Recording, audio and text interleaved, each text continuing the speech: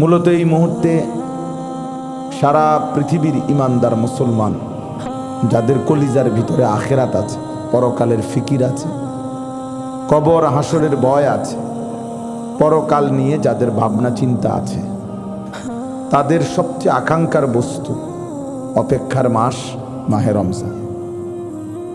মাহে রমজান, মাহে রমজান ইমানদারের জন্য ভিন্ন কিছু। মাহে রমজান ইমানদারের অপেক্ষার মাস, প্রতীক্ষার মাস। কেন? আখিরাতের আশায়, নেকি অর্জনের আশায়, জাহান্নাম থেকে বাঁচার আশায়, নিজের জিন্দিগিকে আখিরাতের আলোকে দামি বানানোর আশায়। এজন্য মাহে রমজানের কদর দিল থেকে যেই মুমিন অনুভব করে না, এটা তার ইমানের ঘাটতি, এটা তার রাসূলুল্লাহ সাল্লাল্লাহু আলাইহি ওয়াসাল্লামের মহব্বতের ঘাটতি। আমাদের প্রিয় নবী সাল্লাল্লাহু আলাইহি ওয়াসাল্লাম লাগাতার 2 মাস রমজানের পূর্বেই রমজানের জন্য দোয়া করতেন, অপেক্ষা করতেন, আল্লাহ তাআলার কাছে রমজান পর্যন্ত হায়াত ভিক্ষা চাইতেন, আবেদন করতেন, আল্লাহুম্মা বারিক লানা ফি রাজাব ওয়া শাবান ওয়া বাল্লিগনা রমাদান। তাইলে 2 মাস রজব এবং শাবান, মানে রমজানের আগের আরবি 2 মাসের নাম হলো রজব এবং শাবান। এই মুহূর্তে চলতেছে শাবান।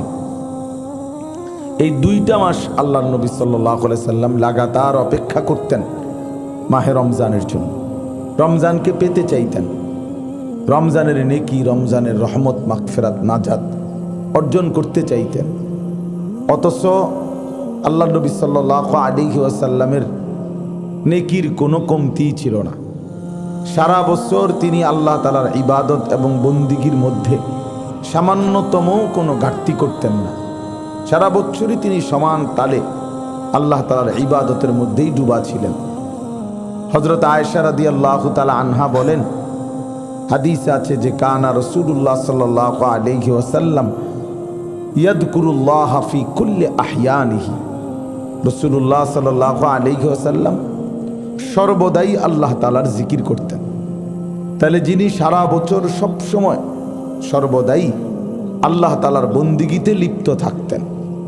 বুখারী শরীফের হাদিসের মধ্যে আছে, আনা আ'লামুকুম বিল্লাহ, আমি আল্লাহকে সবচেয়ে বেশি জানি। নবীজি বলছেন, আনা আতকাকুম, তোমাদের মধ্যে সবচেয়ে বেশি মুত্তাকি, আল্লাহকে ভয় করি আমি। তাহলে রাসূলুল্লাহ সাল্লাল্লাহু আলাইহি সাল্লামের মধ্যে সর্বোচ্চ মাত্রার তাকওয়া, আল্লাহ ভীতি ছিল এবং আল্লাহ তাআলার হুকুম আহকামের সূক্ষ্মাতি সূক্ষ্ম সব বিষয় তিনি সবচেয়ে বেশি জানতেন।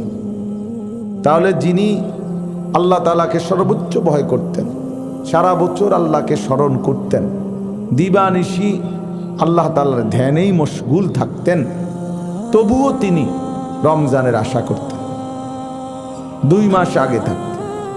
তাহলে যার নেকির কোনো ঘাটতি নাই, কমতি নাই, তারপরেও তিনি যেহেতু রমজানকে পেতে চাইতেন, তো যেখানে আমাদের 11 মাসে নেক আমলের ভীষণ ঘাটতি, আমাদের নেকি কোথায়? গুনাই গুনাহ, আমাদের নাফরমানিই বেশি, আল্লাহর অবাধ্যতা, আল্লাহর নাফরমানি করা, এটাই আমাদের জিন্দিগিতে বেশি। সেই হিসাবে গুনাহ মাফের জন্য, নেকি অর্জনের জন্য, আখিরাত অর্জনের জন্য আমাদের আরো বেশি পরিমাণ রমজানের জন্য অপেক্ষা করা উচিত, আবেগ, মহব্বত, দোয়া কামনা করা উচিত। কিন্তু আফসোসের বিষয় হলো উম্মত রমজান আসে, রমজান যায়, নির্দিষ্ট শুধু কেবল সকাল সন্ধ্যা কিছু মানুষ আমরা উপাস থাকি, ইফতার খাই, সেহরি খাই, কিন্তু রমজানের যে মাকসাদ, প্রাণ, রূহ, সেটার অর্জন হয় না।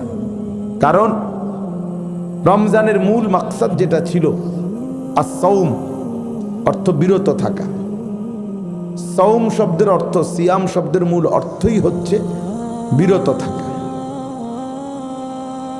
দেখেন ওই ভাই এক টানা মোবাইলের দিকে চাই আছে, এই যে ভাই, ওই যে কালো দাড়িওয়ালা ভাইয়ের দিকে দেখেন সবাই একটু, এই যে কালো টুপিওয়ালা ভাই, একটা নজর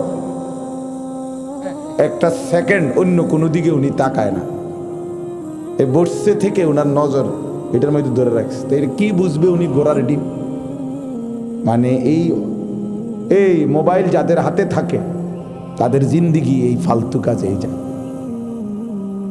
এরা জীবনেও কিছু বোঝে না, এদের কোনো পরিবর্তন হয় না, এরাই এমনই থাকে। এই টেনশনে থাকে সারাদিন, মোবাইলে কিছু না কিছু উড়াবে, যেটা পাক এটা একটা ফালতু জিন্দিগি, মনে রেখে, ফালতু অভ্যাস।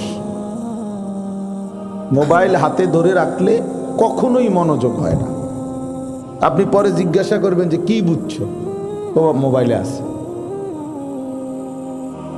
মোবাইলে আছে। তো মোবাইলে বুঝলে কি, আপনি কি বুঝছেন, আপনি কি বুঝলেন সেটা বলেন।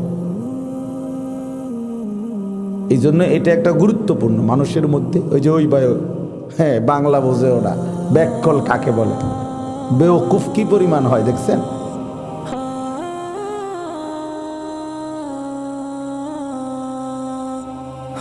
এই হালাত, মানে সামান্যতম অনুভূতি কাজ করে না।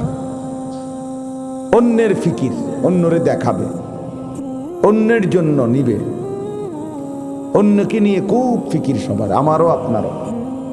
নিজের ফিকির কম, নিজের ফিকির কম।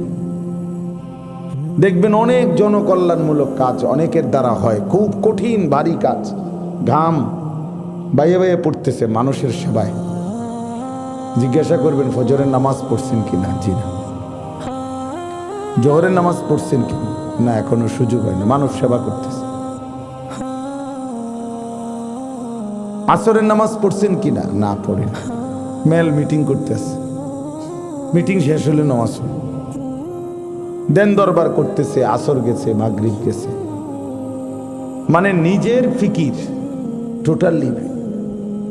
তো নিজেরে বাদ দিয়া পরের কল্যাণ, এটা কে বলছে?